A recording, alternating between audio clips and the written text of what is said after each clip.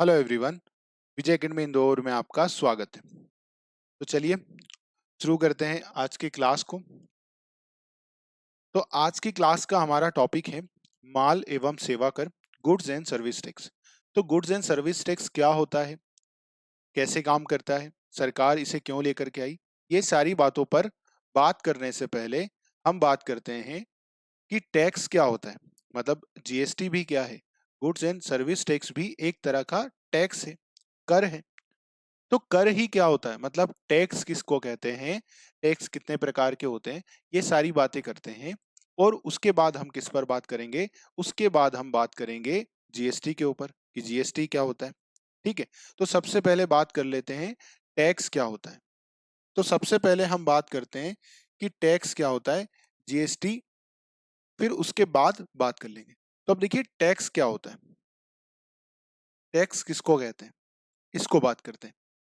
और इस tax tax पर बात करने के पहले हम बात ये कर लेते हैं कि सरकार टैक्स लगाती ही क्यों है। मतलब सरकार को क्या जरूरत पड़ी जो सरकार हम पर टैक्स लगाती है और हमसे पैसे लेती है कर के रूप में। तो सरकार को इसकी जरूरत क्या पड़ी, और फिर उसके बाद हम बात करेंगे टैक्स के ऊपर। तो जिस पर एक क्वेश्चन आपसे पूछा जा सकता है उसको सबसे पहले मार्क कर लीजिए। तो क्या होता है टैक्स, क्या होता है, तो टैक्स एक अनिवार्य शुल्क है या वित्तीय शुल्क है। मतलब क्या है, मैंडेटरी फीस है। अब मैंडेटरी फीस या फाइनेंशियल चार्ज है, इस पर बात कर लेंगे कि क्या होता है, अनिवार्य क्यों होता है, इस पर बात कर लेंगे।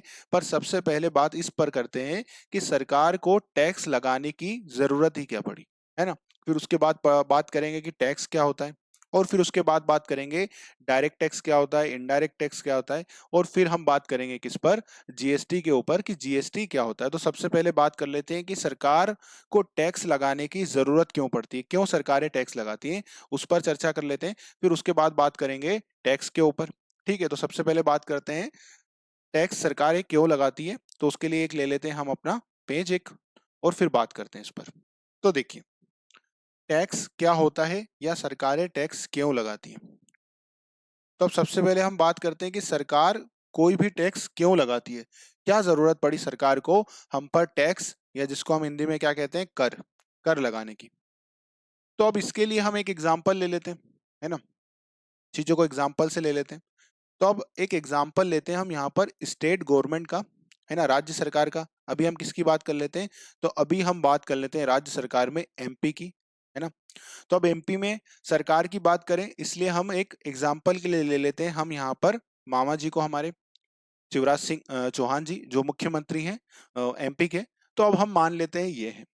अब मुख्यमंत्री जी ने एक योजना निकाली है अभी, एक सरकार ने, मतलब मुख्यमंत्री जी ने क्या, मध्य प्रदेश सरकार ने एक योजना निकाली है, और उस योजना का नाम है लाडली बहना योजना।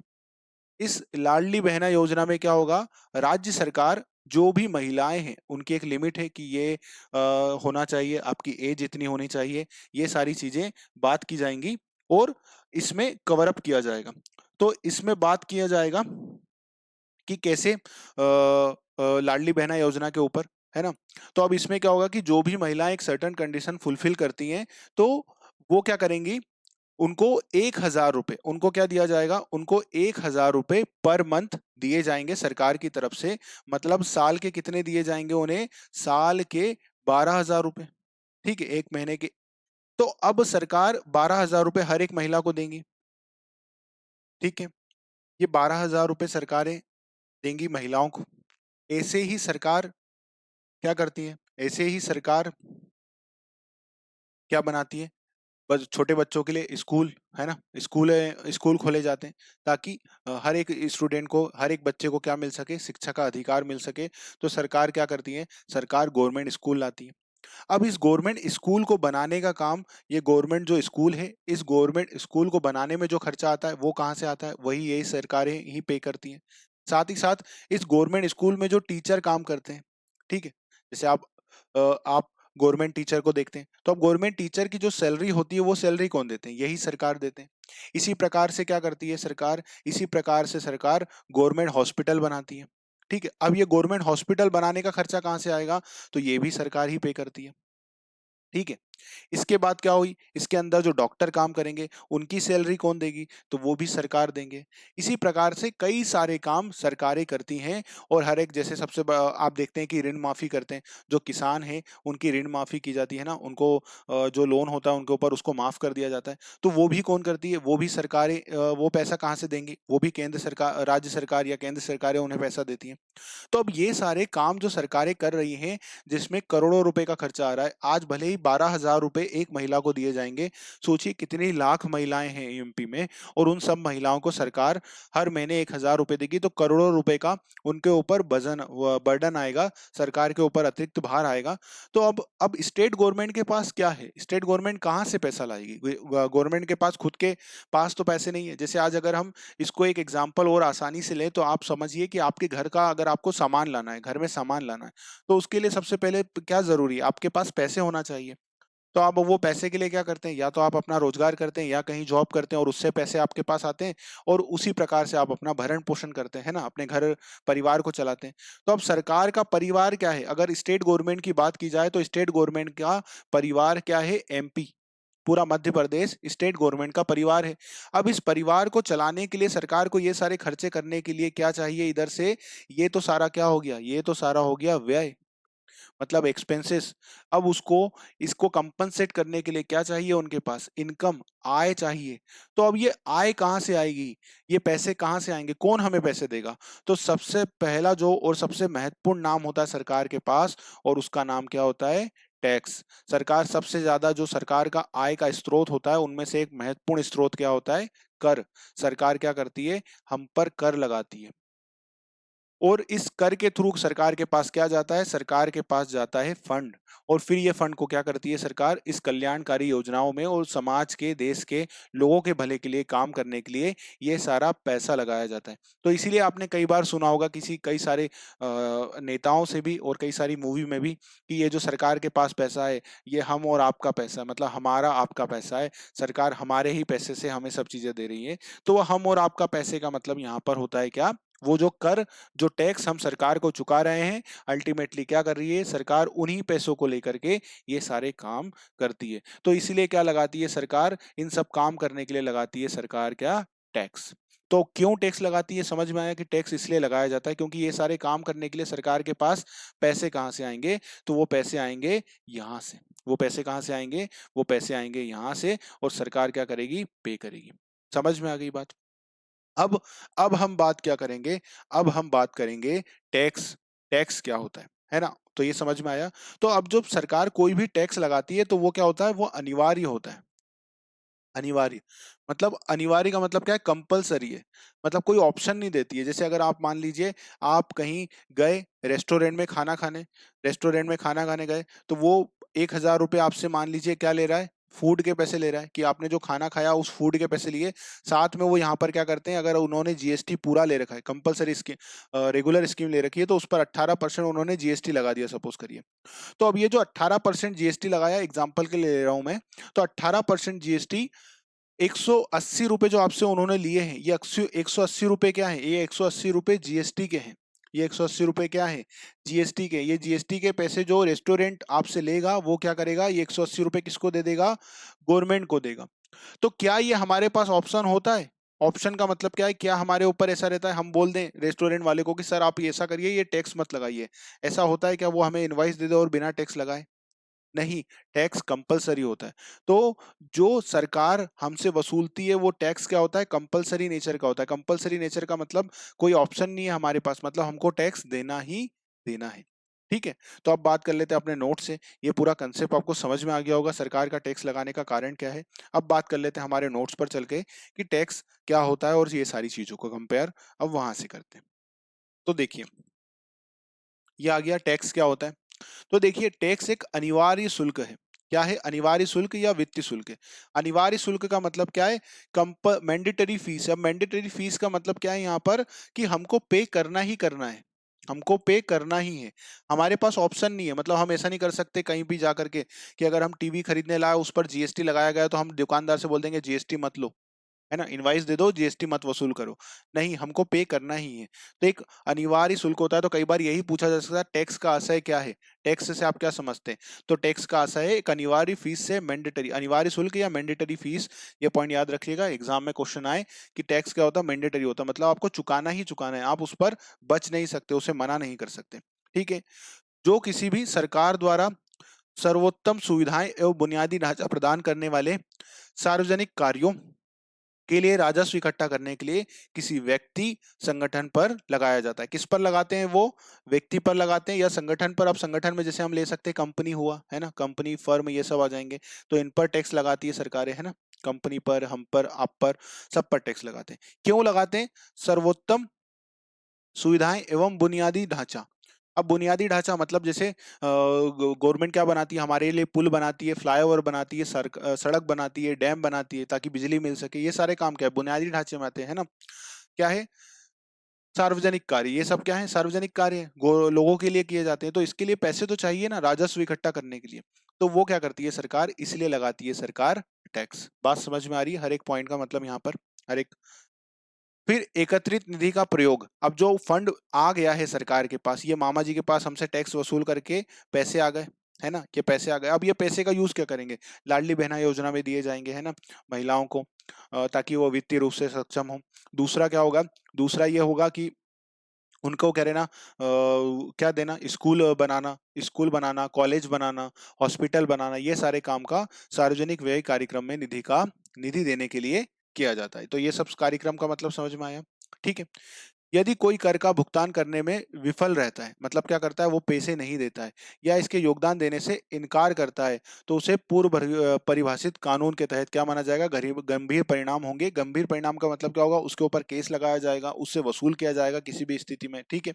तो वो सारे कॉन्सिक्वेंसेस उनको भुगतने पड़ेंगे, पर आप टैक्स से बच नहीं सकते, है ना। टैक्स आपको देना ही पड़ेगा। ठीक है। और अगर आप टैक्स की चोरी करेंगे तो फिर उसके ऊपर अलग से केस लगाए जाएंगे। तो ये सारी चीजें, मतलब आपको क्या है? अनिवार्य रूप से टैक्स पे करना पड़ता है। तो ये तो समझ में आया क्या हमें टैक्स का मतलब? कि टैक्स क्या होता है? एक अनिवार्य फीस होती है जो हमें, मैंडेटरी फीस होती है जो हमें चुकानी ही होती है, तो उसे बोला जाता है टैक्स। और जो किसके अंदर लिया जाता है? ये सारे जो टैक्स है वो लॉ के अंदर लिए जाते हैं, मतलब संविधान द्वारा, लॉ द्वारा इस पर मान्यता है, संविधान के अंतर्गत मान्यता प्रदान। संविधान के आर्टिकल सरकारों को ऐसा राइट देते हैं, केंद्र सरकार को भी, राज्य सरकार को भी। भारत के संविधान के अंदर ऐसा परमिशन है ना। उसको भी चैलेंज किया गया था कि सरकार टैक्स नहीं ले सकती। तो फिर संविधान का बताया गया, संविधान की एंट्री है आर्टिकल में अंतर, उस आर्टिकल के अंतर्गत हर एक एंट्री का अपना परिभाषा है। उसमें सरकार के पास राइट है, मतलब केंद्र सरकार को भी राइट दिया गया है, साथ ही साथ राज्य सरकार को भी राइट दिया गया है कि वो क्या कर सके? वो टैक्स वसूल कर सकते हैं, ऐसा राइट है सरकार के पास, इसीलिए सरकार कर सकती है। तो जो भी टैक्स लिया जाता है वो क्या होता है? लॉ के अंतर्गत लिया जाता है, मतलब किसी लॉ के अंतर्गत संविधान से मान्यता है और एक लॉ के अंतर्गत वो वसूल किया जाता है ना। तो ये बात ध्यान रखना। क्या है? एक तो अनिवार्य फीस है, दूसरा क्या है? लॉ के अंतर्गत लिया जाता है, किसी भी लॉ के अंतर्गत आपसे फीस वसूल की जा रही है, जो भी टैक्स लिया जा रहा है वो लॉ के अंतर्गत है। ठीक है, इनलीगल नहीं लिया जा रहा है। तो ये क्वेश्चन ध्यान रखिएगा। अब जो टैक्स होता है, अभी हमने पढ़ा टैक्स, टैक्स क्या होता है, क्यों लगाती है सरकार। अब टैक्स दो तरह के होते हैं। एक क्या होता है? एक होता है डायरेक्ट टैक्स, एक होता है इनडायरेक्ट टैक्स। तो अब डायरेक्ट टैक्स क्या होता है? टाइप ऑफ टैक्स में डायरेक्ट टैक्स, प्रत्यक्ष टैक्स, नाम से ही समझ में आ रहा है, डायरेक्ट टैक्स, प्रत्यक्ष कर। तो प्रत्यक्ष कर का मतलब क्या होता है? प्रत्यक्ष कर का मतलब ये होता है कि जो व्यक्ति पर टैक्स लग रहा है, जो व्यक्ति पर टैक्स लग रहा है, वही व्यक्ति क्या करता है? वही व्यक्ति पे करता है। जिस पर टैक्स लगा है वही व्यक्ति क्या करता है? गवर्नमेंट को ये पे करता है। तो उसको बोला जाता है डायरेक्ट टैक्स। और इनडायरेक्ट टैक्स लगता, पे कोई और व्यक्ति करता है और उसको बॉर्न कोई और व्यक्ति करता है, मतलब उस पर भार जो है वो किसी अन्य व्यक्ति पर पड़ता है। ठीक है, इसको एक एग्जांपल से समझ लेते हैं चीजों को और फिर बात करते हैं। तो एक एग्जांपल ले लेते हैं हम। ठीक है। डायरेक्ट टैक्स के जो उदाहरण है वो लिख सकते हैं आप, इनकम टैक्स और वेल्थ टैक्स। ठीक है, इनकम टैक्स हुआ, वेल्थ टैक्स हुआ, ये किस में आते हैं? डायरेक्ट टैक्स के अंतर्गत आते हैं। ठीक है। तो ये इस पर बात कर लेते हैं। अब डायरेक्ट टैक्स का एक एग्जांपल ले लेते हैं और फिर चीजों को समझते हैं। चलिए, तो एक एग्जांपल ले लेते हैं रफ पेज पर। तो एक रफ पेज पर ले लेते हैं एक एग्जांपल अपना, यहाँ आ जाते हैं। चलिए, तो अब देखिए डायरेक्ट टैक्स, जिसको शॉर्ट में बोलते हैं डीटी। तो अब डायरेक्ट टैक्स का मतलब ये हुआ, डायरेक्ट टैक्स का मतलब कि जो व्यक्ति पर ये टैक्स लग रहा है वही व्यक्ति क्या करेगा? वही व्यक्ति इसको पे करेगा। वही व्यक्ति क्या करेगा? इसको पे करेगा। जैसे एक एग्जांपल लेते हैं, एक रफ रफ एग्जांपल ले लेता हूं मैं। जैसे सपोज करिए ये क्या है, मिस्टर अमित। ये क्या है, मिस्टर अमित है। और मिस्टर अमित की जो सैलरी है, मैं एकदम रफ एग्जांपल ले रहा हूँ, है ना, एकदम इनकम टैक्स में नहीं जा रहा हूं अभी मैं। अब मिस्टर अमित की जो सैलरी है वो है 10 लाख रुपए की। 10 लाख रुपए की इनकी सैलरी है। अब इनकम टैक्स का प्रोविजन क्या है, आय कर का जो प्रोविजन है, वो अभी हम एक एग्जांपल लेने के लिए ले लेते हैं कि इनकम टैक्स का प्रोविजन ये है, इनकम टैक्स में प्रोविजन ये है। अभी हम इनकम टैक्स नहीं पढ़ रहे हैं, इसलिए मैं एक सीधा एग्जांपल ले रहा हूँ कि इनकम टैक्स में प्रोविजन क्या है। कि इनकम टैक्स में प्रोविजन ये है कि 5 लाख तक आपको कोई टैक्स नहीं लगेगा, नील टैक्स। 5 लाख तक कोई टैक्स नहीं। 5 लाख से ऊपर पर आपको लगेगा कितना, 20% का टैक्स। मतलब 5 लाख से अबो अगर आप जाएंगे तो आपको कितना टैक्स भरना पड़ेगा, तो आपको 5 लाख का टैक्स पे करना पड़ेगा। और अगर आप 5 लाख से कम है तो आपको कोई टैक्स नहीं भरना। हमने सिंपल ऐसा लिखा है। तो अब अमित जी की जो सैलरी है, जो अमित जी की यहाँ पर सैलरी है, वो सैलरी कितनी है, वो सैलरी है 10 लाख रुपए की। ठीक है। तो अब 5 लाख तो क्या हो गया, 5 लाख तक तो इन पर कोई टैक्स नहीं लगा। क्या कोई टैक्स बनेगा, कोई भी टैक्स नहीं बनेगा। 5 लाख से ऊपर पर इन पर 20% बनेगा। तो 5 लाख ऊपर है, 10 लाख टोटल है, तो कितना टैक्स बन जाएगा इन पर, 1 लाख रुपए का टैक्स जो है वो बन जाएगा। तो अब ये टैक्स किस पर बना है, 1 लाख रुपए का। ये 1 लाख का जो टैक्स बना है वो बना किस पर है, मिस्टर अमित पर, इन पर बना है। तो अब ये क्या करेंगे, अब ये जो है सेंट्रल गवर्नमेंट को, मतलब इनकम टैक्स डिपार्टमेंट को, हम इनकम टैक्स डिपार्टमेंट ही ले लेते हैं यहाँ पर। इनकम टैक्स डिपार्टमेंट को क्या करेंगे, इनकम टैक्स डिपार्टमेंट की वेबसाइट पर जाएंगे, अपना रिटर्न फाइल करेंगे। और अपना रिटर्न फाइल करने के साथ साथ इनको क्या करना पड़ेगा, इनको टैक्स पे करना पड़ेगा। नहीं तो अगर टैक्स पे नहीं करेंगे तो इनका रिटर्न फाइल नहीं होगा और इनके ऊपर फिर पेनल्टी लग जाएगी, सारे चार्जेस लग जाएंगे कि आपने अपनी इनकम छुपाई है और टैक्स नहीं भरा। तो अब ये क्या करेंगे, अब ये टैक्स पे करेंगे। तो 1 लाख रुपए का ये टैक्स किसको पे करेंगे, इनकम टैक्स डिपार्टमेंट को। किसको पे करेंगे, इनकम टैक्स डिपार्टमेंट को पे करेंगे। ये इनकम टैक्स का डिपार्टमेंट है, इनकी वेबसाइट पर गए, इन्होंने 1 लाख का चालान भर दिया इनकम टैक्स का, और ये 1 लाख रुपए पे कर दिए। किसने पे करे, अमित जी ने। सैलरी किसकी थी, अमित जी की। सैलरी पर टैक्स किसको लगा, अमित जी को लगा। पे भी किसने करा, अमित जी ने पे करा। क्या यहाँ पर कोई दूसरा आया, मतलब अमित जी का कोई दोस्त आया उसने पे करा क्या, नहीं। पे कौन कर रहे हैं, अमित जी पे कर रहे हैं। मतलब यहाँ पर कहने का तात्पर्य क्या है, जैसे अगर मान लीजिए ऐसा हो भी सकता है कि अमित जी के पास अभी पैसे नहीं है, 1 लाख रुपए करंट की स्थिति में अमित जी के पास पैसे नहीं है। तो ये अपने किसी दोस्त से बोल देंगे कि भाई तू पे कर दे मेरी तरफ से। तो पे तो कौन कर रहा है, अमित जी पे कर रहे हैं। फिर बाद में इनका दोस्त इनसे पैसे ले सकता है। तो जो सैलरी है वो किसकी इनकम है, वो अमित जी की इनकम थी। सैलरी की इनकम किसकी हुई, अमित जी की इनकम हुई। सैलरी पर टैक्स किसको बना, अमित जी को बना। पे भी किसने करा, पे भी डायरेक्टली देखिए अमित जी जाकर के इनकम टैक्स डिपार्टमेंट पर पे कर रहे हैं। इनकम टैक्स डिपार्टमेंट पर क्या कर रहे हैं, पे कर रहे हैं। ठीक है। पे भी कौन कर रहे हैं, पे भी अमित जी कर रहे हैं। अब यहाँ पर एक क्वेश्चन आ सकता है आपका, जो मैं अभी से ही क्लियर कर दूं। आपका एक क्वेश्चन हो सकता है कि सर देखिए, ये क्वेश्चन आपके दिमाग में क्यों आ सकता है, ये क्वेश्चन उन लोगों के दिमाग में आ सकता है जो इनकम टैक्स भरते हैं अपना, है ना, इनकम टैक्स रिटर्न, जिसको हम बोलते हैं आईटीआर, है ना, इनकम टैक्स रिटर्न भरते हैं। तो मैं आपको वो भी बता देता हूँ, क्योंकि हो सकता है, क्योंकि आप, मैं सीए हूं तो इसलिए आपकी बात ये समझ सकता हूँ। तो देखिए क्या होता है कि कई बार इनकम टैक्स जो है हम किससे भरवाते हैं, हम अपने सीए से भरवाते हैं। और आपके जो टैक्स भरा होगा, टैक्स जो आप पे बना होगा, वो टैक्स किसने भरा होगा, आपके सीए ने भरा होगा। जैसे अभी मान लीजिए अमित जी का सीए कौन है, अमित जी का सीए सपोज करिए मैं ही हूं, ये मैं हूं। तो अमित जी ने मुझे ही फोन लगाया और कहा कि सर, सौरभ सर, आप ऐसा करिए कि मेरी 10 लाख की सैलरी है, उस पर लाख रुपए का टैक्स बन रहा है, ऐसा करिए आप ही मेरा रिटर्न फाइल कर दीजिए। तो मैंने कहा अमित जी से कि ठीक है सर, मैं फाइल कर दूंगा आपका। तो अब क्या होगा, अब अमित जी की लॉगिन मैं करूंगा, इनकम टैक्स डिपार्टमेंट पर मैं लॉगिन करूंगा, यहां पर लॉगिन करूंगा।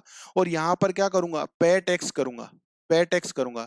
तो ये जो इनकम टैक्स की साइट पर मैं 1 लाख रुपए पे कर रहा हूं, वो किसके बिहाफ पर पे कर रहा हूं, 1 लाख रुपए अगर आपका सीए भी पे कर रहा है तो वो आपके बिहाफ पर, मतलब मैं किसके बिहाफ पर पे करूंगा, अमित जी के बिहाफ पर। इनकम टैक्स डिपार्टमेंट में मैं ये टैक्स पे कर दूंगा। और बाद में क्या करूंगा, मैं अपनी फीस और साथ में 1 लाख रुपए का टैक्स किससे वसूल कर लूंगा, अमित जी से वसूल करूंगा। तो अगर कोई दूसरा व्यक्ति भी पे कर रहा है टैक्स, मतलब तो वो बिहाफ पर पे कर रहा है, मतलब पे कौन कर रहे हैं, आप ही पे कर रहे हैं। मैं अमित जी की ही यहाँ पर लॉगिन आईडी यूज करता हूँ और उसी से इनकम टैक्स में पे करूंगा। तो अगर आपके दिमाग में ये आए कि सीए पे कर देता है, तो सीए भी आप ही से पैसे लेता है ना, इनकम टैक्स के भी पैसे आपसे लेंगे और आप अपनी फीस भी लेगा रिटर्न फाइल करने की भी, तो वो रिटर्न फाइल करेंगे।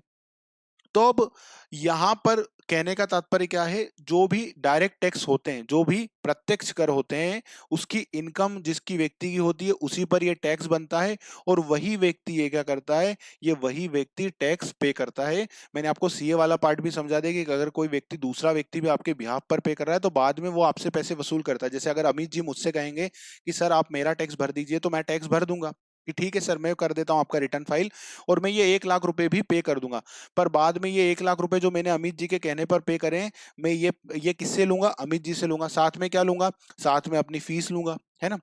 तो ये अल्टीमेटली कौन पे कर रहा है, अल्टीमेटली ये टैक्स जो है वो अमित जी ही पे कर रहे हैं। तो प्रत्यक्ष कर क्या होता है, प्रत्यक्ष कर वो कर होता है जिसका, जो व्यक्ति पर ये टैक्स लगता है वही व्यक्ति इसे भरता है। ठीक है, प्रत्यक्ष कर का मतलब समझ में आया। अब प्रत्यक्ष कर को पढ़ लेते हैं, फिर इसके बाद आते हैं इनडायरेक्ट टैक्स पे, है ना। समझ में आया पूरा कंसेप्ट, एग्जाम्पल समझ में आया, एग्जाम्पल लिख लीजिएगा, याद रहेगा, चीजें क्लियर होते जाएंगी। ठीक है, तो अमित जी का कंसेप्ट समझ में आया। अब प्रत्यक्ष कर को पढ़ते हैं, फिर इनडायरेक्ट टैक्स पर आते हैं फटाफट से। तो देखिए प्रत्यक्ष कर क्या है, प्रत्यक्ष कर की परिभाषा इसके नाम में ही छिपी हुई है। कैसे पता कि भैया जो डायरेक्ट टैक्स है, मतलब जो इस व्यक्ति पर डायरेक्टली लग रहा है वही पे करेगा, जिसका अर्थ है कि यह कर करदाता द्वारा सीधे सरकार को भुगतान किया जाता है। मतलब डायरेक्टली कौन पे करता है, डायरेक्टली वही व्यक्ति पे करता है जिस पर ये टैक्स लगा है। जैसे अभी हमारे एग्जांपल में किस पर टैक्स लगा था, तो हमारे एग्जांपल में अमित जी पर टैक्स लगा था। अमित जी पर कितना टैक्स लगा था, 1 लाख रुपए अमित जी पर टैक्स लगा था। और वो पे भी किसने करा था, वो पे भी अमित जी ने इनकम टैक्स डिपार्टमेंट में डायरेक्ट जाकर के पे कर दिया था। इनकम टैक्स डिपार्टमेंट में वो गए और उस इनकम टैक्स डिपार्टमेंट में उन्होंने पे कर दिया ये अपना 1 लाख रुपए। तो पे कौन कर रहा है, पे कर रहे हैं अमित जी। किसको पे कर रहे हैं, सरकार को। सैलरी किसकी थी, अमित जी की। टैक्स किस पर लगा था, अमित जी पर। पे भी कौन कर रहा है, अमित जी पे कर रहे हैं। ठीक है, भारत में इस प्रकार के कर के सामान्य उदाहरण क्या है, आयकर, इनकम टैक्स और धनकर। धनकर पहले था, अब बंद कर दिया सरकार ने, वेल्थ टैक्स बोलते थे। वेल्थ टैक्स क्या होता था, जो बड़े बड़े लोग होते थे तो सरकार को इससे भी अच्छा काफी पैसा मिलता था, और सरकार ने इसको बंद कर दिया, मोदी सरकार ने। तो बीच में इस पे आलोचना भी होती है कि सरकार को लेना चाहिए था टैक्स, क्योंकि वेल्थ टैक्स जो था वो बहुत अमीर लोगों पर लगता था। अमीर लोगों पर मतलब जिनकी एक बहुत अच्छी पूंजी है, मतलब नॉर्मल लोग, आप और हम इसमें नहीं आते थे। जिनकी बहुत अच्छी पूंजी हो गई है, बहुत ज्यादा कैपिटल है, जैसे उनका घर बहुत है, उनके पास ज्वेलरी लाखों करोड़ों रुपए की है, बंगला है, गाड़ी है, तो वो सब चीजों की फिर वेल्थ कैलकुलेट होती थी, और उस वेल्थ पर फिर क्या होता था, वेल्थ टैक्स उनको पे करना होता था। ठीक है, तो ये एक छोटा सा कर था, पर सरकार को उतना ज्यादा इससे फायदा नहीं होता था, मतलब रिवेन्यू के टर्म में बहुत ज्यादा पैसे इससे नहीं आते थे, तो सरकार ने इसको अब बंद कर दिया। अब ये टैक्स नहीं है, एग्जाम्पल के लिए, बट अब एक्चुअल में इस पर कुछ भी नहीं होता है। ठीक है, तो ये वेल्थ टैक्स है। और डायरेक्ट टैक्स मतलब जिस व्यक्ति की वेल्थ होगी उसी पर टैक्स लगेगा, जिसकी इनकम होगी उसी पर टैक्स लगेगा। ठीक है, सरकार के दृष्टिकोण में प्रत्यक्ष करों से कर का आय का अनुमान लगाना अपेक्षाकृत क्या होता है, आसान होता है। आसान क्यों होता है, आसान इसलिए होता है इसमें आसान लगाना, इसका अनुमान लगाना, क्योंकि देखिए जैसे आप मान लीजिए आज आप सैलरी एम्प्लॉयड है, तो अगर आपकी इस साल 10,000 रुपए इनकम है, तो सरकार क्या अनुमान लगाएगी कि अगर आपकी हर साल 10-10% से इनकम ग्रोथ हो रही है, तो सरकार क्या बोलेगी कि अगली बार इनकी इनकम कितनी हो जाएगी, 11,000 रुपए हो जाएगी। तो इसका अनुमान लगाना आसान होता है, क्योंकि पता है कि अब ये जो 10,000 रुपए इनकम कमाने वाला है, अगर इस पर टैक्स लग रहा है, आने वाले समय में इसकी इनकम बढ़ करके 11 लाख ही होनी है। या जैसे 10 लाख का एग्जाम्पल अभी अमित जी का लिया था, और उनको 10% ग्रोथ मिलेगी हर साल, तो हम लगा लेंगे अनुमान कि अगले साल अमित जी की जो सैलरी का कितने का सर्टिफिकेट आएगा हमारे पास, कितने की इनकम हो जाएगी अगली बार अमित जी की, 11 लाख की सैलरी हो जाएगी। तो जो डायरेक्ट टैक्स है उसका अनुमान लगाना इसलिए ईजी होता है। इसका पंजीकृत करदाताओं की आय और संपत्ति से सीधा संबंध होता है। पंजीकृत मतलब जो रजिस्टर्ड यूजर है, जो भी अब रजिस्टर्ड यूजर्स का मतलब क्या है, जिनका पेन रजिस्टर्ड है। जैसे अभी अमित जी का पेन, अब अमित जी का जो पेन होगा वो सरकार के पास रजिस्टर्ड होगा, अमित जी उस पेन से लिंक होंगे सारी चीजें, और अमित जी पे करेंगे। तो हर एक चीज क्या होती है, डायरेक्टली किससे रिलेटेड होती है, उसी व्यक्ति से रिलेटेड होती है जिसकी ये इनकम होती है, ये सारी। तो प्रत्यक्ष कर क्लियर हुआ पूरा, डायरेक्ट टैक्स क्लियर हुआ। अब इनडायरेक्ट टैक्स, अब इन अप्रत्यक्ष कर क्या होता है, अप्रत्यक्ष कर वो कर होता है जो इनडायरेक्टली लगता है। अब इनडायरेक्टली के लगने का मतलब क्या है, यहाँ पर इनडायरेक्टली लगने का मतलब है कि लगता किसी और व्यक्ति पर, पे कोई और व्यक्ति करता है ना, मतलब पे कोई और करेगा, लगेगा किसी और पर, है ना। तो इसके लिए एक एग्जांपल बोल सकते हैं कि कहीं पे निगाहें और कहीं पे निशाना। मतलब पे कोई और व्यक्ति करता है और अल्टीमेटली जो व्यक्ति इसको बॉर्न करेगा वो व्यक्ति कोई अलग होता है, जिस पर इसका भार जाएगा वो व्यक्ति अलग होता है। तो इसको पहले थ्योरी पढ़ लेते हैं, फिर मैं आपको इसका एग्जांपल समझा दूंगा, तो चीजें आसानी से समझ में भी आ जाएंगी। चलिए तो पढ़ लेते हैं। तो प्रत्यक्ष कर से थोड़ा अलग होता है और इनके संग्रहण का तरीका भी थोड़ा अलग होता है ना। इसको जो कलेक्शन का तरीका है वो भी अलग होता है। ये कर उपभोग आधारित होता है, कंजम्पशन बेस्ड कर होता है, ठीक है। जो वस्तुओं और सेवाओं पर तब लागू होता है जब उन्हें खरीदा और बेचा जाता है। जब कोई खरीदेगा या कोई बेचेगा तब उस पर क्या लगेगा, वस्तु और सेवाओं पर क्या लगेगा, ये टैक्स लगेगा। अप्रत्यक्ष कर का भुगतान सरकार को कौन करता है, विक्रेता करता है, मतलब जो सेलर होता है वो करता है। तो अब इसका उदाहरण समझ लेते हैं, है ना। उदाहरण समझ लेते हैं और फिर इसका अंतर नीचे दिया हुआ वो पढ़ लेंगे, तो प्रत्यक्ष और अप्रत्यक्ष कर क्लियर हो जाएगा।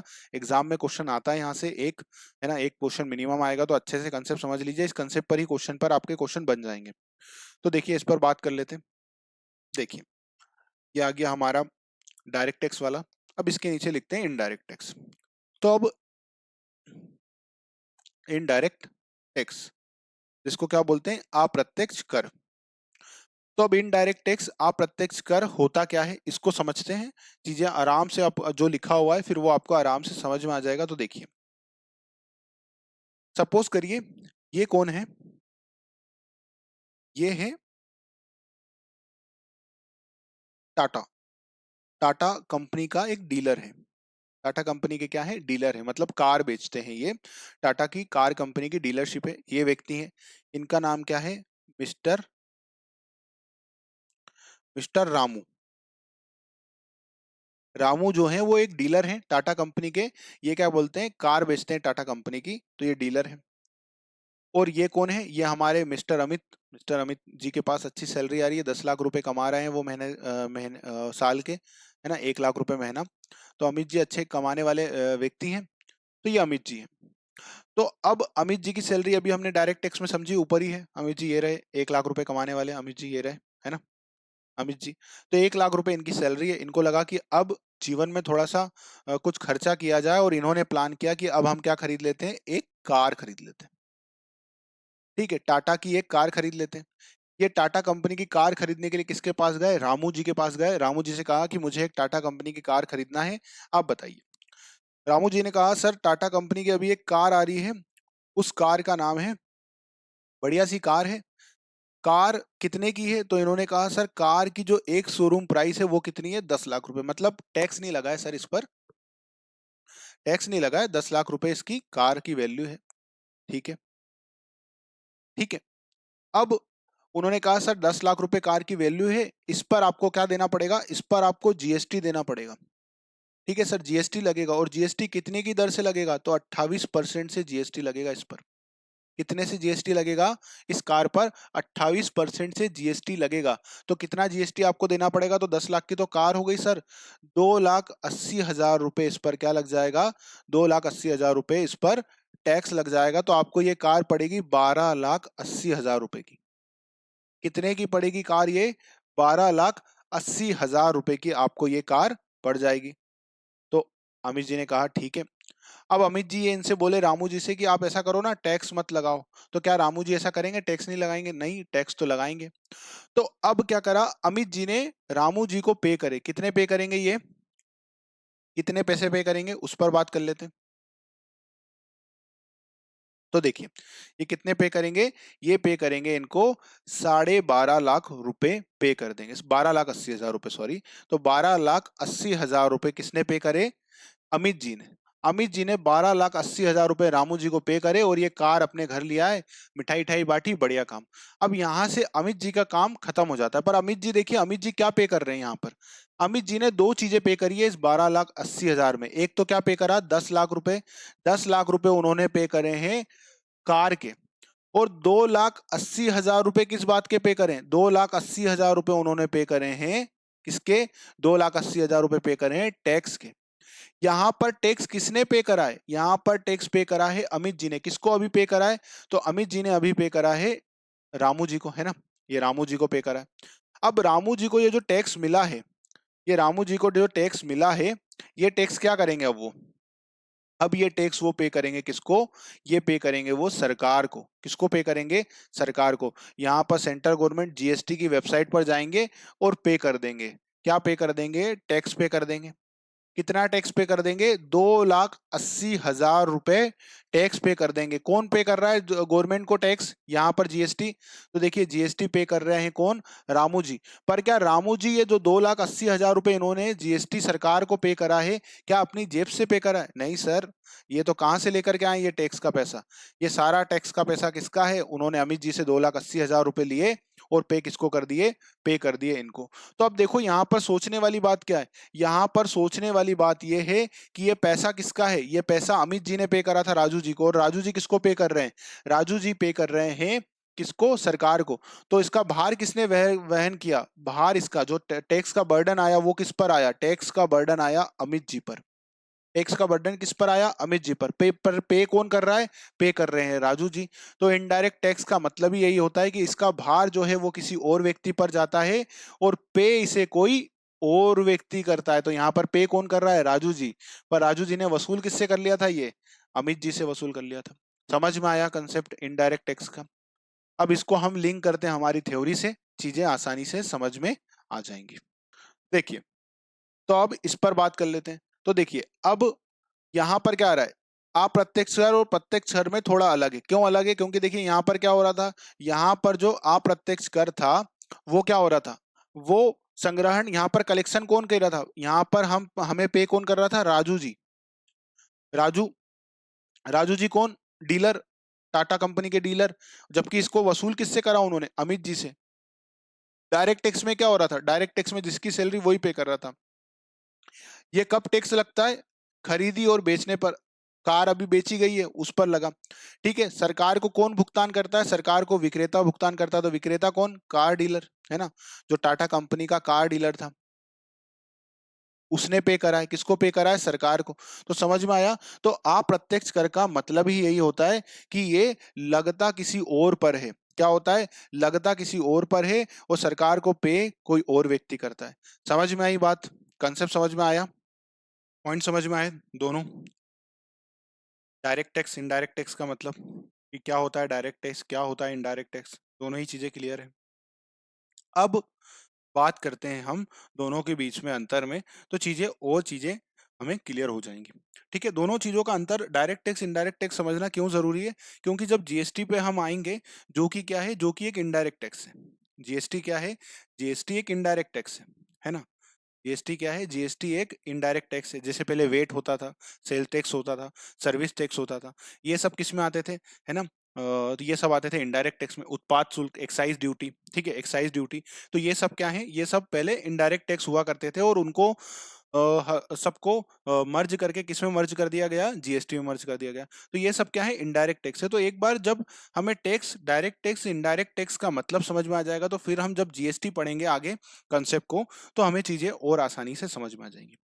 तो सबसे पहले बात करते हैं डायरेक्ट टैक्स प्रत्यक्ष कर के ऊपर। तो प्रत्यक्ष कर का मतलब हमें समझ में आ गया। प्रत्यक्ष कर क्या है? तो प्रत्यक्ष कर डायरेक्ट टैक्स है, जो किस पर लगता है? जिस व्यक्ति की इनकम होती है उसी पर ये टैक्स लगता है और वही व्यक्ति इसको पे करता है, उसको बोला जाता है डायरेक्ट टैक्स।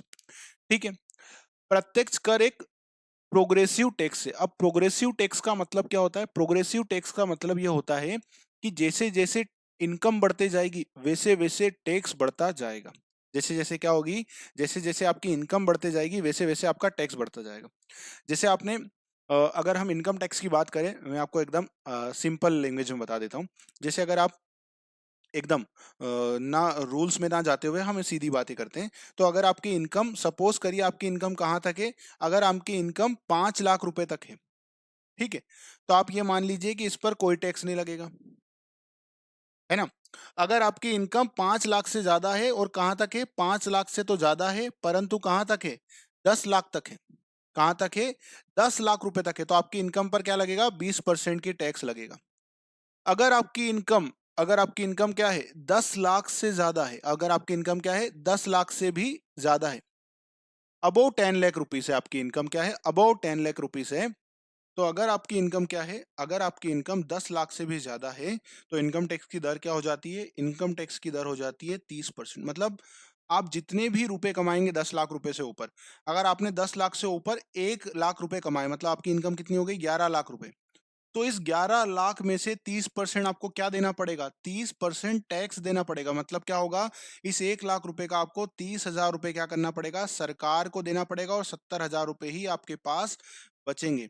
तो आप देखिए क्या हो रहा है, आप देखिए कि आपकी इनकम कितनी है, आपकी इनकम अगर 5 लाख तक है, या आपकी इनकम ही नहीं है, तो आप पर कोई टैक्स लगेगा, कुछ भी नहीं लगेगा। बट आप थोड़ा अच्छा कमाने लग गए, बढ़िया से काम धंधा चलने लगा, अच्छी सैलरी लग गई, अच्छे पढ़ लिख लिए, आपकी इनकम 5 लाख से भी ज्यादा हो गई पर 10 लाख से कम है, तो सरकार क्या बोलती है, 20% टैक्स दे दीजिए। थोड़ा आप अच्छा कमा रहे हैं, 20% दे दीजिए। आप सरकार के पास गए, सरकार मैं 10 लाख रुपए साल का कमाता हूँ, 10 लाख से भी ज्यादा कमाता हूँ, मैं साल का 30 लाख रुपए कमाता हूँ। कितना कमाता हूँ, 30 लाख रुपए कमाता हूँ। तो सरकार बोलेगी वाह वेरी गुड, बहुत अच्छे कमा रहे हो आप। तो सरकार क्या बोलेगी, 10 लाख से ऊपर कितना कमा रहे हो आप, 10 लाख से ऊपर 20 लाख रुपए कमा रहे हो, तो इस 20 लाख पे कितना टैक्स दोगे, अब 20 लाख पे अब 30% की दर से टैक्स दोगे आप। तो आप देख पा रहे हो कि आपकी इनकम जैसे जैसे बढ़ते जा रही है, सरकार की टैक्स लेने की रेट भी बढ़ते जा रही है। और बड़ी बात क्या है, ये टैक्स की रेट यहीं नहीं रुकती है, टैक्स की रेट बढ़ाने के लिए सरकार एक और कंसेप्ट लेकर के आती है, उसे कहा जाता है सरचार्ज। क्या कहा जाता है, सरचार्ज। सरचार्ज एक टैक्स के ऊपर टैक्स लगता है, तो वो इसलिए लगता है ताकि और वसूल की जा सके, और वसूली की जा सके, मतलब 30% तो ले ही रही है सरकार, अब उस पर जीएसटी सरचार्ज लगा देगी सरकार, और तकरीबन 40% के आसपास फिर टैक्स वसूल लिया जाएगा अगर आपकी इनकम और ज्यादा होती जा रही है। तो यहाँ पर देखने का तात्पर्य क्या है कि जैसे जैसे आपकी इनकम बढ़ रही है, देखिए क्या हो रहा है, आपकी इनकम क्या हो रही है, जैसे जैसे आपकी इनकम बढ़ रही है, अगर हम इनकम को एक ग्राफ पर रखें, अगर हम क्या करें, इनकम को एक ग्राफ के ऊपर रखें, तो ये आपका इनकम इनकम का ग्राफ चल रहा है। इनकम क्या है, आपकी इनकम अगर नील है, देखिए इसको इसको इस प्रकार से देख सकते हैं। अगर हम एकदम ग्राफ पर रखें इसको, तो देखिए ये आपकी इनकम जा रही है, आपकी इनकम जैसे जैसे बढ़ती जाएगी, तो अगर हम यहाँ पर इस स्केल पर रखें, एक सेकेंड, एक मिनट, इसको हम रख लेते हैं स्केल पर। तो अगर हम यहाँ पर क्या रखें, यहाँ पर अगर हम इनकम रखें, इधर क्या रखें, हम रखें इधर इनकम, और इधर रख लें टैक्स की रेट, तो आप क्या पाएंगे, देखो नील इनकम है, आपकी नील इनकम है, तो टैक्स की रेट भी क्या है, यहाँ पर 0 है। फिर क्या हो जाएगी, टैक्स की रेट आपकी, टैक्स की रेट बढ़ करके 20% हो जाएगी, फिर क्या हो जाएगी, 30% हो जाएगी। तो कहने का मतलब क्या है, जैसे जैसे आपकी इनकम बढ़ते जाएगी, वैसे वैसे क्या होते जाएगा, उस पर लगने वाला टैक्स भी बढ़ते जाएगा। जैसे देखो 5 लाख तक की इनकम पर कोई इनकम टैक्स जाएगा, कोई भी इनकम टैक्स नहीं जाएगा। 5 लाख 10 लाख तक पर कितना टैक्स देना रहेगा आपको, 1 लाख रुपए देना रहेगा। अब 10 लाख से ज्यादा, जैसे 30 लाख रुपए, तो फिर 30% की दर से टैक्स देना पड़ेगा।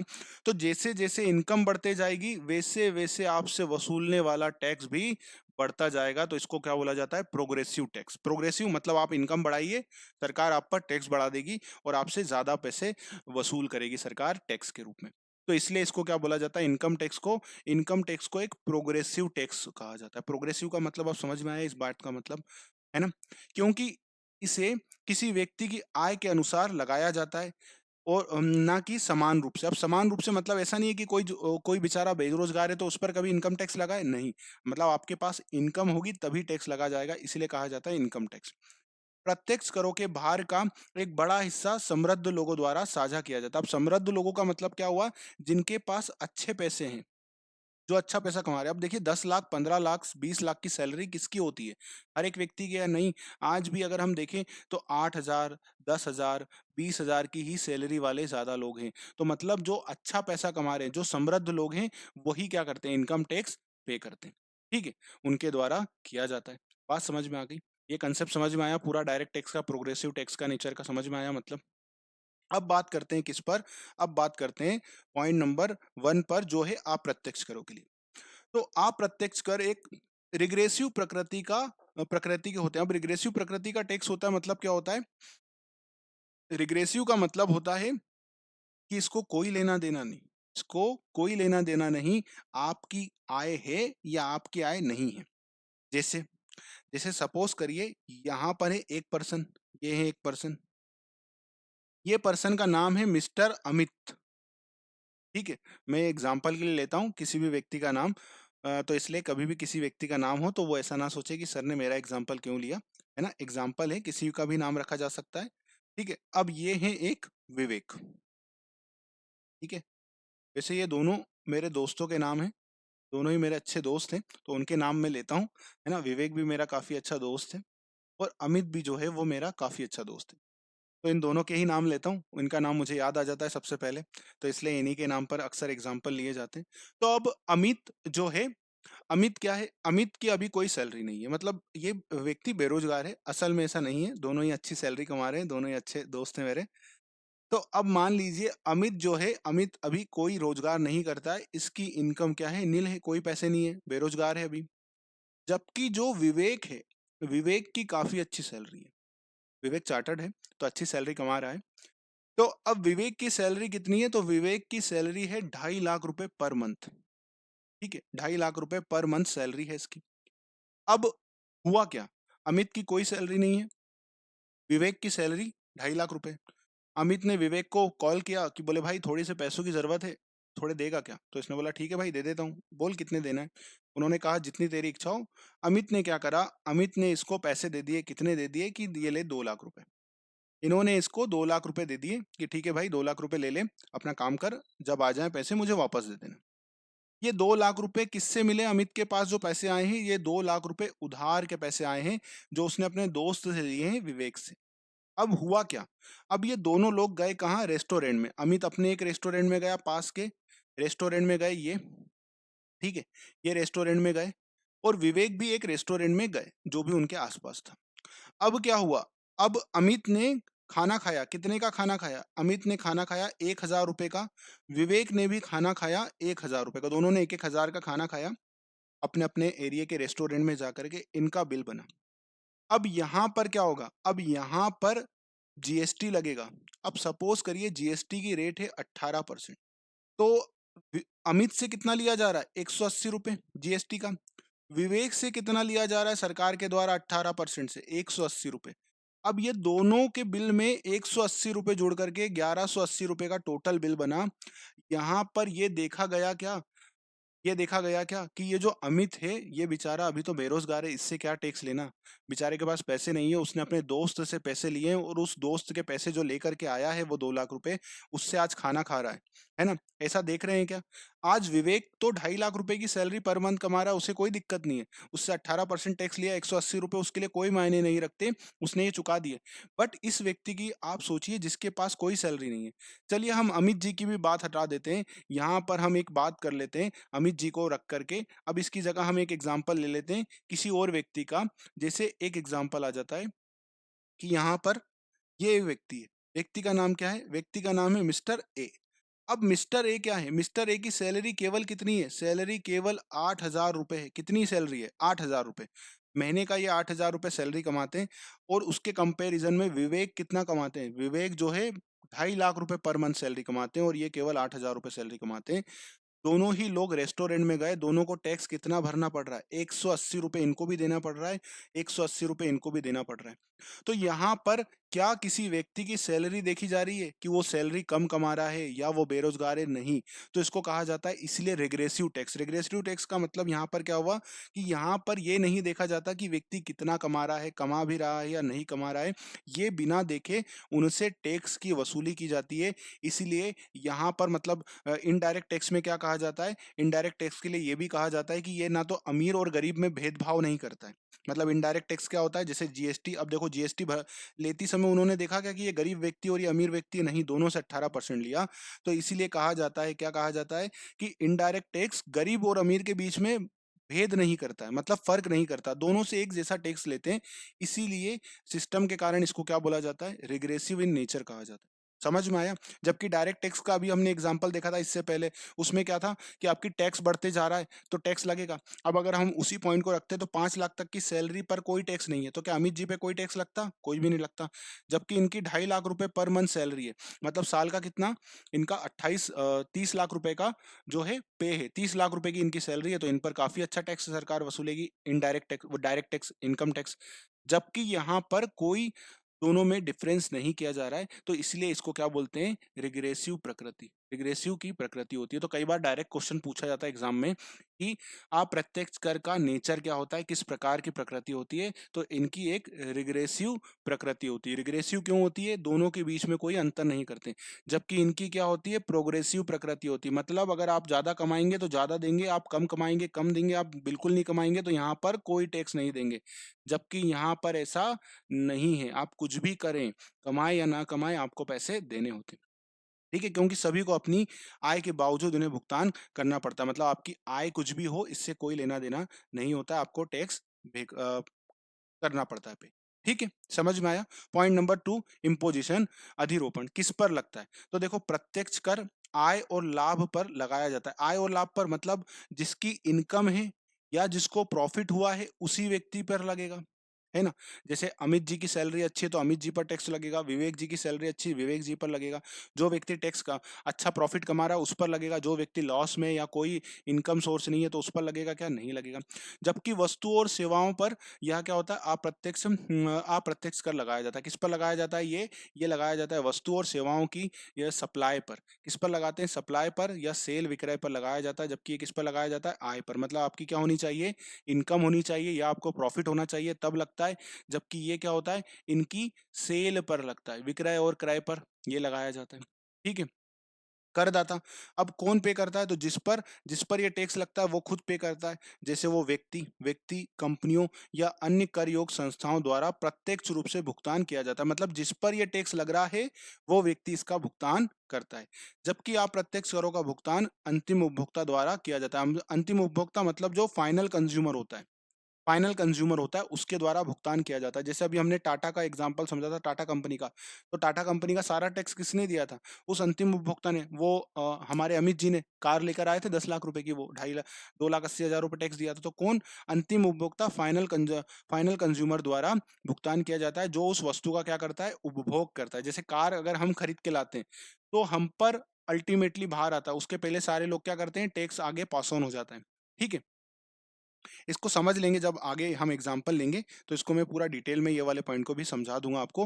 वैसे तो आपको समझ में आ गया होगा, नहीं तो मैं आपको डिटेल में जब हम जीएसटी पार्ट पर आएंगे ना तो ये वाला कंसेप्ट वहां पर क्लियर आपका और अच्छे से मैं करा दूंगा।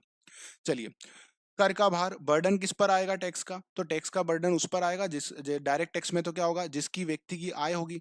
आय कर जैसा प्रत्यक्ष कर प्रत्येक व्यक्ति द्वारा भुगतान किया जाता है। मतलब जिसकी आय होगी उसी पर, इसलिए कर का भार पूरी तरह से उन पर ही पड़ता है। मतलब जिसकी आय होगी, जिस व्यक्ति की आय होगी उसी व्यक्ति पर इसका भार पड़ता है। जबकि इसमें क्या होता है? वो व्यक्ति पर भार पड़ता है जो इसका फाइनल कंज्यूमर होता है। जैसे कार खरीदने हम गए तो हमारे ऊपर भार लग जाएगा। मतलब फाइनल कंज्यूमर पर यहाँ पर भार ट्रांसफर हो जाता है ना। यहाँ पर क्या हो जाता है? पास ऑन हो जाता है। जीएसटी जैसा अप्रत्यक्ष करों के मामले में निर्माताओं और सेवा प्रदाताओं द्वारा कर का भार उपभोक्ताओं को स्थानांतरित कर दिया, मतलब ट्रांसफर कर दिया जाता है। मतलब इसमें क्या करते हैं? बॉल पास कर देते हैं। आगे आगे वाला होलसेलर ने क्या हुआ, देखो इसको ऐसे बोलते हैं कि मैन्युफैक्चरर होता है। मैन्युफैक्चरर ने क्या करा? मैन्युफैक्चरर ने होलसेल डीलर के ऊपर लगाया ये टैक्स। होलसेल डीलर ने वही टैक्स कहाँ ट्रांसफर कर दिया? रिटेल डीलर के पास। और रिटेल डीलर ने क्या करा? कंज्यूमर को दे दिया। तो सारा जो टैक्स इन्होंने पे करा, इन्होंने पे करा, इन्होंने पे करा, ये सारा टैक्स किससे वसूल कर लिया जाता है? एंड में हमसे वसूल कर लिया जाता है। ठीक है, नीचे एक पिक्चर है, अभी हम उस पर भी बात कर लेंगे तो चीजें और क्लियर हो जाएंगी। ट्रांसफरेबिलिटी है ना, हस्तांतरणशीलता है ना, हस्तांतरणशीलता मतलब ट्रांसफरेबिलिटी कि कैसे क्या ट्रांसफर हो जाता है टैक्स। तो इसमें ऐसा नहीं होता है। इसमें जो व्यक्ति भरता है उसी को करना पड़ता है, तो ट्रांसफर नहीं हो जाता है, यहाँ पर ट्रांसफर हो जाता है। प्रत्यक्ष और अप्रत्यक्ष कर के बीच सबसे बड़ा अंतर इसमें से एक क्या है? हस्तांतरणशीलता है। हस्तांतरणशीलता का मतलब क्या हुआ कि भैया जो व्यक्ति टैक्स भर रहा है क्या वो आगे पास कर सकता है? तो डायरेक्ट टैक्स में ऐसा नहीं होता है। जैसे आपकी सैलरी आप ही भरो उसको, तो ऐसा नहीं किया जा सकता और उसको स्वयं ही भुगतान किया जाता है। जैसे आपकी सैलरी आपको भुगतान करना पड़ेगा। जीएसटी जैसे अप्रत्यक्ष करों को एक करदाता से दूसरे करदाता पर हस्तांतरित किया जा सकता है, आगे पास ऑन हो जाता है फाइनल कंज्यूमर तक। कब तक ट्रांसफर होगा ये? यहाँ पर आप लिख सकते हैं फाइनल कंज्यूमर तक। फाइनल कंज्यूमर, अंतिम उपभोक्ता, जो अभी हमने ऊपर पढ़ा, अंतिम उपभोक्ता तक ट्रांसफर होते जाता है और अंतिम उपभोक्ता क्या करता है? उस वस्तु का उपभोग कर लेता है, तो वहां पर जाकर के ये समाप्त हो जाता है टैक्स, है ना। मतलब वहां पे फाइनली कवर कर लिया जाता है और समाप्त हो जाता है। कवरेज, तो इसमें बहुत ज़्यादा कवरेज नहीं होता है, क्यों? डायरेक्ट टैक्स में जिसकी इनकम होगी उसी पर टैक्स लगेगा। एक अच्छी खासी इनकम 5 लाख से ऊपर की इनकम होगी, उन्हीं पर टैक्स लगेगा, नहीं तो नहीं लगेगा, है ना? तो प्रत्यक्ष करों का कवरेज केवल व्यापक नहीं है, क्योंकि एक व्यक्ति और संस्था एक निश्चित सीमा के ऊपर की कमाई के बाद ही प्रत्यक्ष करों का क्या करती है, भुगतान के लिए उत्तरदायी होती है। जैसे 5 लाख रुपए का हमने एक एग्जांपल लिया। दूसरी ओर अप्रत्यक्ष करों में अपेक्षाकृत बड़ा कवरेज होता है, क्योंकि इसमें समान रूप से लगाया जाता है। समान रूप से मतलब कोई भेदभाव नहीं किया जाता। टैक्स लग रहा है अगर उस गुड्स पे, तो आपको पे करना है, आपकी इनकम भले ही नील क्यों ना हो। इसका भी एग्जांपल हमने समझा, तो इसका जो कवरेज है वो क्या होता है, वो बड़ा हो जाता है। जो कवरेज होता है इसका, वो क्या हो जाता है, वो बड़ा हो जाता है। ठीक है। इन्फ्लेशन। अब इन्फ्लेशन मतलब इससे क्या महंगाई कंट्रोल की जाती है, या महंगाई बढ़ती है या कम होती है? तो देखो, प्रत्यक्ष कर क्या करता है, प्रत्यक्ष कर जो है इन्फ्लेशन को उपयोग करते हैं। मतलब क्या होता है कि प्रत्यक्ष कर जब बढ़ जाता है ना, तो इससे इन्फ्लेशन कंट्रोल हो जाती है, क्योंकि पैसा मार्केट में कम हो जाता है ना, सरकार के पास चला जाता है। तो मुद्रास्फीति का एक महत्वपूर्ण कारण है जो प्रत्यक्ष कर और अप्रत्यक्ष करों के बीच का अंतर करता है। मुद्रास्फीति को नियंत्रित करने के लिए क्या करेंगे, प्रत्यक्ष करों का उपयोग किया जाता है। जैसे ही डायरेक्ट टैक्स बढ़ जाता है, तो इन्फ्लेशन की रेट कम हो जाती है, क्योंकि लोगों के पास पैसा कम बचता है ना खर्चा करने के लिए। यदि मुद्रास्फीति मतलब इन्फ्लेशन को नियंत्रण से आगे बढ़ जाती है, तो सरकार प्रत्यक्ष करों को बढ़ा सकती है और वस्तुओं और सेवाओं की मांग को कम कर सकती है, के लिए मुद्रा प्रवाह को कम करेगी। अब मुद्रा प्रवाह को कम करने का मतलब क्या है? देखो, इसको समझो कि जैसे मान लो सरकार क्या बोले कि अब 1 लाख रुपए कमाने वाले व्यक्तियों पर कितना टैक्स लगेगा? 1 लाख रुपए कमाने वाले व्यक्तियों पर 60% टैक्स लगेगा। कितना लगेगा? 60%। तो इसका मतलब क्या हुआ कि अगर आपकी 1 लाख इनकम है, तो 60 लाख रुपए तो आपने 60,000 तो क्या दे दिया, अपना टैक्स दे दिया। आपके पास बचे कितने? 1 लाख कमाए हैं आपने, पर बचे कितने आपके पास? केवल 40,000। 60,000 तो क्या चले गए? सरकार के पास टैक्स में चले गए। तो अब आपके पास खर्चा करने के लिए कितने पैसे? सरकार पैसा खर्चा करने के लिए आपके पास 40,000 ही है, पर सरकार ये बोले कि चलो 40, हमने क्या कर दिया, इसको 10% कर दिया। डायरेक्ट टैक्स की रेट कितनी कर दी? 10%। तो अब टैक्स कितना जाएगा? अब टैक्स आपका केवल 10,000 जाएगा, और आपके पास पैसा खर्चा करने के लिए कितना बचेगा? 90,000। तो जब आपके पास ज़्यादा पैसा रहेगा, तो आप देखिए, किसी भी व्यक्ति की, इसको आप अपनी मेंटालिटी से समझिए कि आपके पास कम पैसा है, मतलब आपके पास केवल 2,000 रुपये। तो आप क्या बाहर पार्टी करने जाएंगे, कि खाना घर का लेकर के आएंगे, मतलब खाने का सामान लेकर के आएंगे, या पार्टी करेंगे? तो ऑब्वियस सी बात है, आप सर बोलेंगे सर 2,000 रुपये हैं, तो मैं सबसे पहले खाना लेकर के आऊंगा घर के लिए। पर मैं यही बोलूं कि आपके पास 20 लाख रुपए हैं, आपकी जेब में आज 20 लाख रुपए रखे हुए हैं, आप क्या करेंगे? तो आप बोलेंगे सर मेरे को गाड़ी भी लेनी थी, मैं गाड़ी ले लूंगा, मेरे को एक आईफोन का नया मॉडल आया था, वो भी बहुत दिन से इच्छा थी, वो लूंगा। तो समझ पा रहे हैं? ऐसे ही डायरेक्ट टैक्स जैसे जैसे कम होता है, लोगों की बाइंग पावर बढ़ जाती है, क्योंकि उनके पास पैसा ज्यादा हो जाता है, तो वो पैसा खर्चा करते हैं। और जब डायरेक्ट टैक्स बढ़ जाता है, तो लोगों के पास कम पैसा बचता है, तो वो कम खर्चा करते हैं। तो इसको कंट्रोल किया जाता है। अगर रेट बढ़ जाएगी, तो इन्फ्लेशन थोड़ी कम होती है। अप्रत्यक्ष करों में ऐसा नहीं होता, ये उल्टा हो जाता है। मतलब क्या होता है, इससे चीजें महंगी हो जाती है ना, अप्रत्यक्ष कर लग जाता है। जैसे मान लो आपको कोई चीज 1,000 की आ रही थी, अब उस पर पहले रेट क्या थी? पहले उस पर रेट थी 18%, तो कितना टैक्स लग रहा था? 180 रुपए की पड़ रही थी। मतलब वो कितने की पड़ रही थी आपको? 1,180 रुपए की वो गुड्स आपको पड़ रही थी जीएसटी लगने पर। आपने क्या करा, अब सरकार ने इसको 28% कर दिया, तो अब कितने की पड़ेगी वो? 1,280 की पड़ेगी। 100 रुपए से महंगी हो गई। तो जब जब अप्रत्यक्ष कर बढ़ता है, तो इससे महंगाई भी बढ़ते जाती है ना? अप्रत्यक्ष कर मुद्रास्फीति का नेतृत्व करते हैं। करों में वृद्धि से वस्तुओं और सेवाओं की लागत में वृद्धि हो जाती है। तो इसलिए आपने सुना होगा, कभी भी जब न्यूज़ देखेंगे, तो आप एक बात आपने देखी होगी कि डीजल पेट्रोल के भाव बढ़ने से क्या होता है, जो ट्रांसपोर्ट जो करने वाले लोग होते हैं, वो क्या करते हैं कि बोलते हैं रेट बढ़ाओ हमारी। क्यों बढ़ते हैं? क्यों? क्योंकि हर एक चीज़ बढ़ जाती है इससे। तो अप्रत्यक्ष करों से क्या होता है, डायरेक्टली महंगाई पर इम्पैक्ट आता है। अगर कर की रेट बढ़ा दी जाती है, तो मुद्रास्फीति बढ़ जाती है, जबकि इसका क्या है, इन्वर्स रिलेशन है। रेट बढ़ेगी, मुद्रास्फीति कंट्रोल होगी। समझ में आए सारे पॉइंट? ठीक है। इसके बाद बात करते हैं कर के ऊपर। यहाँ पर एक सिनॉप्सिस जैसा शॉर्ट दे रखा है समझने के लिए आसानी से। प्रत्यक्ष कर, सरकार को कर का भुगतान करने वाला व्यक्ति प्रत्यक्ष कर की घटना को वहन करता है, मतलब खुद ही पे करता है। प्रकृति में प्रगतिशील का मतलब क्या हुआ? प्रगतिशील का मतलब कि जैसे जैसे आपकी इनकम बढ़ती जाएगी, वैसे वैसे टैक्स की रेट बढ़ती जाएगी। आप प्रत्यक्ष कर क्या होता है, सरकार को कर का भुगतान करने वाला व्यक्ति अंतिम उपभोक्ता को क्या करता है, अंतिम उपभोक्ता से यह वसूल करता है। मतलब किससे वसूल करेंगे हम? Final consumer. फाइनल कंज्यूमर हमको पैसे सारे दे देगा। ठीक है। इस प्रकार इस कर की घटना दूसरे व्यक्ति को क्या कर दी जाती है, हस्तांतरित मतलब ट्रांसफर कर दी जाती है। मतलब पे मेरे को करना है, मैंने क्या करा, आगे पास ऑन कर दिया इस व्यक्ति के हाथ में कि तुम टैक्स मेरे को दे दो, मैं पे कर देता हूँ। तो इसको ट्रांसफर किया जा सकता है, यहाँ पर ट्रांसफर नहीं किया जा सकता। प्रगतिशीलता, क्या इसमें प्रगतिशीलता है? नहीं। ये क्या होता है? रिग्रेसिव नेचर होता है, मतलब सब पे एक जैसा लगाते हैं ना, कुछ भेदभाव नहीं करते हैं, उनकी इनकम क्या है इस पर कोई भेदभाव किया जाता है इनडायरेक्ट टैक्स में? नहीं किया जाता है। ठीक है, तो ये कर हो गया। ये जो चार्ट है ये बहुत काम आएगा आपको, है ना? इससे समझ में आ जाएगा कि देखो डायरेक्ट टैक्स किस पर लग रहा है, जिस व्यक्ति की सैलरी है उसी पर लग रहा है। तो देखो इसी की पीठ पर ये लदा हुआ है। जैसे सैलरी आपकी है तो उस पर जो सैलरी पर टैक्स लगेगा वो आप ही को पे करना है। तो देखो यहाँ पर जिस व्यक्ति के ऊपर जो दबाव है, जो भार है, उसी के कंधों पर है। देखो यहाँ पर जो दबाव है वो किसके कंधों पर है? वो उसी व्यक्ति के कंधों पर है जिसको जीएसटी टैक्स, इनकम टैक्स भरना है। पर यहाँ पर क्या हो रहा है? देखो यहाँ पर उसने क्या करा, अपने कंधे पर से इस व्यक्ति को पकड़ा दिया। मतलब इस व्यक्ति कौन? ये कौन है? ये फाइनल कंज्यूमर है। फाइनल कंज्यूमर से सारा टैक्स वसूल कर लिया। किसने? डीलर ने। टाटा कार का डीलर था। टाटा कार के डीलर के पास हम गए कि हमको जीएसटी वो लेना है कार, तो 10 लाख की कार, उनने 2,80,000 रुपए हमसे कितने वसूल कर लिए? 12,80,000 रुपए वसूल कर लिए। तो ये टैक्स क्या था? उस पर सरकार लगा रही थी, उसने हमको पकड़ा दिया टैक्स। तो यहाँ पर क्या हो रहा है? टैक्स का भार जो है वो ट्रांसफर कर रहा है। तो इस इमेज को याद रख करके आपको चीजें आसानी से याद होगी। स्वयं व्यक्ति द्वारा वहन किया जाने वाला कर है। व्यक्ति दूसरे व्यक्ति पर हस्तांतरित, स्थानांतरित कर सकता है या ट्रांसफर कर सकता है। समझ में आ गया ये पॉइंट? तो ये दोनों ही चीजें बड़ी ही अच्छी तरीके से आपको बता रही हैं। तो अब मेरे को उम्मीद होगी आपको डायरेक्ट टैक्स, इनडायरेक्ट टैक्स पूरी तरह से समझ में आ गया होगा। नेक्स्ट क्लास में हम ओवरव्यू कवर करेंगे पूरा, अ, है ना? सबसे पहले जो एग्जाम से रिलेवेंट है वो सारी चीज़ों को हम कवर कर लेंगे, ठीक है? जिससे आपका पूरा एग्जाम का जो अप्रोच है वो क्लियर हो जाए। तो इससे पूरा ओवरव्यू कवर कर लेंगे हम। अब बात करेंगे नेक्स्ट क्लास में हम किसके ऊपर? जीएसटी के ऊपर। डायरेक्ट टैक्स, इनडायरेक्ट टैक्स को डिटेल में मैंने नोट्स के साथ आपके सामने रखा ताकि चीज़ें सारी क्लियर हो जाए। उम्मीद होगी आपको डायरेक्ट टैक्स, इनडायरेक्ट टैक्स का मतलब समझ में आ गया होगा, चीज़ें क्लियर हो गई होंगी। अब नेक्स्ट क्लास में हम जीएसटी पर बात करेंगे। फटाफट से जीएसटी को कवर अप करेंगे जो आपकी एग्जाम के लिए रिलेवेंट है। तो चलिए मिलते हैं अगली क्लास में, तब तक के लिए अपना ध्यान रखिएगा। नमस्कार।